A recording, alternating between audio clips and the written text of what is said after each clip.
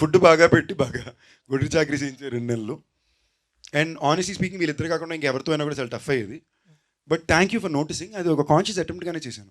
Because ఒకటి ఎప్పుడు ఆ మూమెంట్కి నేను ఏం బెస్ట్ చేసి నా ఐడెంటిటీలోనే నేను మెయింటైన్ అవ్వచ్చు అని ఎప్పుడు అడాప్ట్ చేసుకుంటూనే వచ్చా. అండ్ నాకు ఇష్టం ప్రొడ్యూస్ చేయాలంటే నాతో ప్రొడ్యూస్ చేసుకోవడం కాదు, విత్ అదర్ పీపుల్ ప్రొడ్యూస్ చేయాలని కోరిక నాకు చాలా ఎక్కువ ఉంది, చాలా ఇష్టం కూడా. ఆ వేళ నాకు ఇంకా ఫాస్ట్ కుదిరింది. Surprisingly today it's become an even more difficult time for production. But తప్పకుండా ఈ సంవత్సరం 2 సినిమాలు ప్రొడ్యూస్ చేయాలని ఇంటెంట్ అయితే ఉంది.